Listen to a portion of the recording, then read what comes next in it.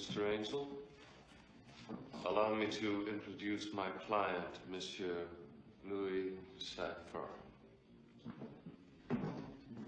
Hi, Harry Angel. Pleased to meet you, Mr. Angel. What are friends? The gentleman's name was Kelly. Edward Kelly. Mm-hmm.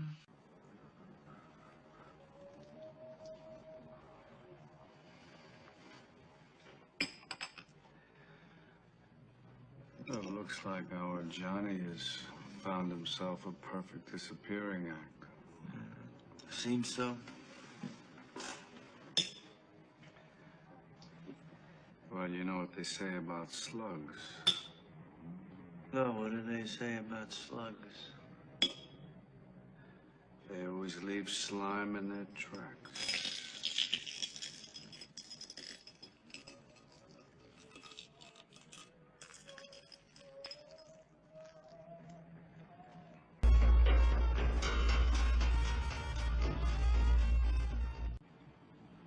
It's a very pretty necklace you got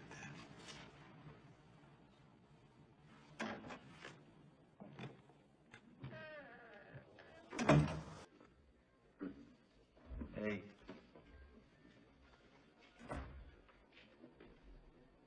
You ever watch the Mickey Mouse Club? Because you know what today is? Today is Wednesday. So anything can happen today. Who the f are you, Cypher? Watch your language. Hey, I don't give a fuck. This is a church, okay? Churches give me the creeps. I don't like churches. Are you an atheist? Yes, I am. I'm from Brooklyn. So where'd the father go? I never knew him. Sorry. To tell you the truth, I don't know why I took this room. Look at this.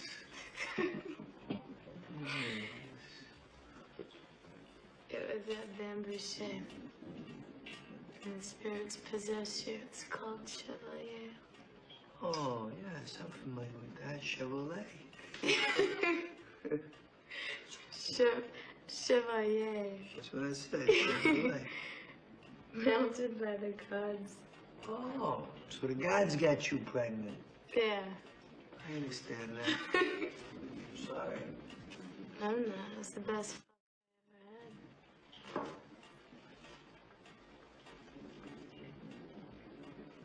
Black magic. Wife, what difference does it make? Margaret was always Evil. evil as a dunghill, Mr. Angel. Everyone gets on his own and speaks out about someone else's. Margaret wasn't evil. She was a strange kid, though. She was into tarot cards before she could read. Who got her started? Some maid, a governess, who knows? Some maid, some governess. Everything you tell me's a crock of shit. You're the one that got her started. You're the worshiper. The Prince of Darkness protects the powerful. That's a crock of shit. I can't help it if you don't believe. You come straight with me, you slime bagger. I swear I'll save this state in execution. I introduced Johnny Favorite to my daughter. He was very powerful. I once watched him conjure up Lucifuge in my living room. He was in it much deeper than me. He made a pact with Satan. He sold his soul. You expect me to swallow that? Follow it, spit it out. I don't give a damn. It's a crock of... Oh. He sold his soul for stardom. For stardom, you... That's a crock of... Lord Satan rose from the dead. It was magnificent. Except he thought he could outwit the Prince of Darkness. Johnny sold his soul. Then when he made it big, he tried to duck out of it. That's a crock of... Johnny came across an obscure rite in an ancient manuscript. He needed a victim, someone his own age. Why? To steal their soul. So Toots and Johnny picked up a young soldier. Who? Just a boy, just a soldier out celebrating New Year's Eve in Times Square. Who is this soldier? They took him back to Johnny's hotel, and that's where the ceremony took place. What ceremony? The boy was found naked on a rubber mat. There were complicated incantations and stuff in Latin and Greek. A pentacle was branded on his chest. Margaret handed Johnny a virgin dagger, and he sliced the boy clean open, and he ate his heart. He cut it out so quickly the heart was still beating when he whooped it down. Johnny's plan was to drop out and resurface as a soldier. But before he could work things out, he was drafted. And then Johnny was injured and was sent home without even knowing who he was. Who is the boy? Only Johnny knew. He sealed the dog tags in a vase and gave it to Margaret. It was Margaret's plan to drop him off in Times Square. That would be the last place that he'd remember before it happened.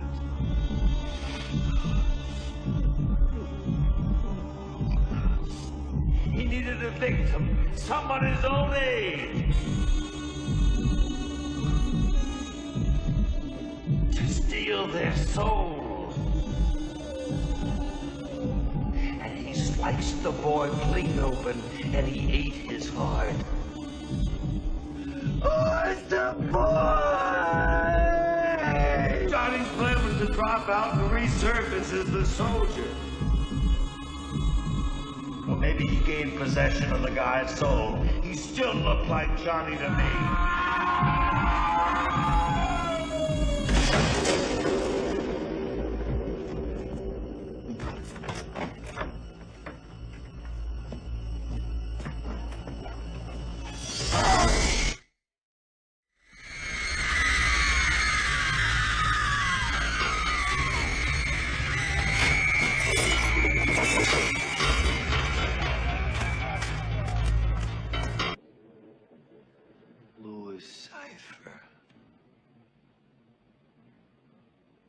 Lucifer.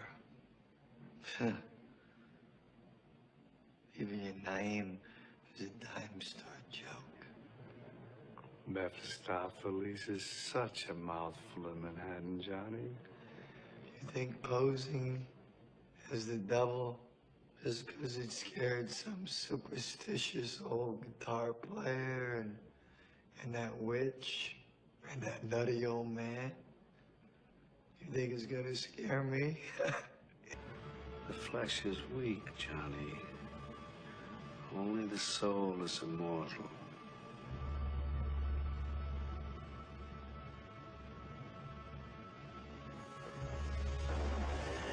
Yours belongs to me.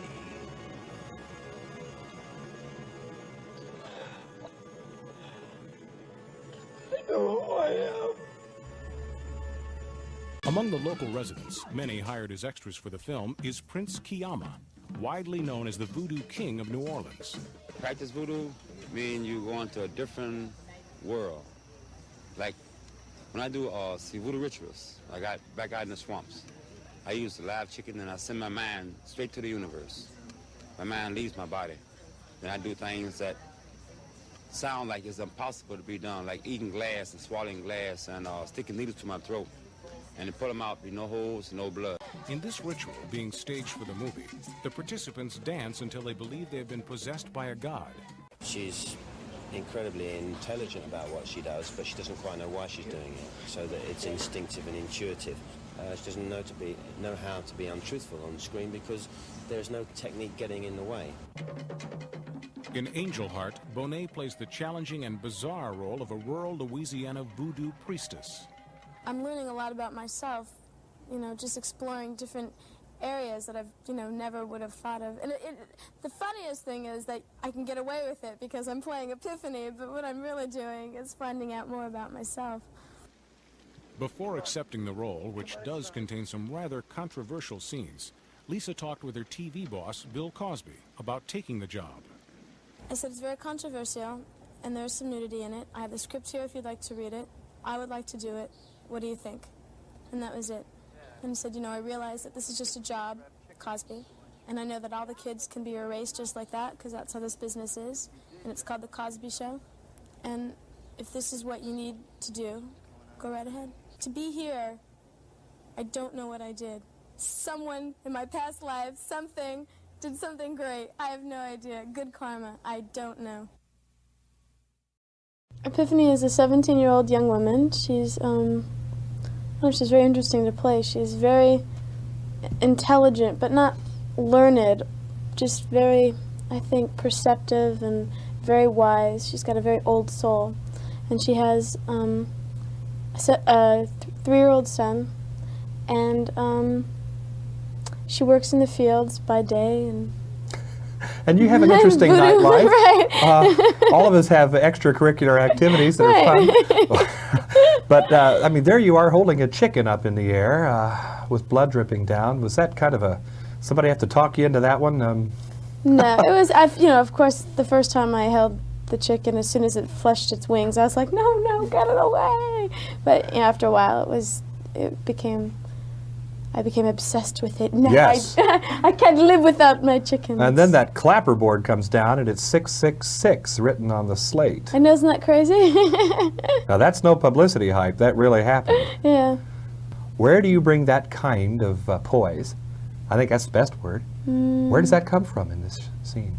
I did a lot of self-inquiry and a lot of meditation, and I just really was quite comfortable with Epiphany. So it was just a different space, of time. I'm going to ask the camera if we can get a tight shot of the pouch around your neck. Could you tell us a little bit about that? I can't resist. This is fascinating. It's just like a little amulet bag. Are there some mandragora roots in there? No. They're just some things that are very close to me. Some pictures. Okay. I have a guru who I go see who keeps me pretty intact. And then there's Felicia Rashad, who plays a mother on our show, who is also a disciple of Guru Mai's. And it's really good to be able to share this love with her, because I do see her, and she is quite an even-minded person. She has such a steady wisdom, and to look at her is like being shot with, this incredible blue light. So she's probably one person I look up to very much. 666 written on the slate. I know, isn't that crazy? 666 written on the slate. I know, isn't that crazy?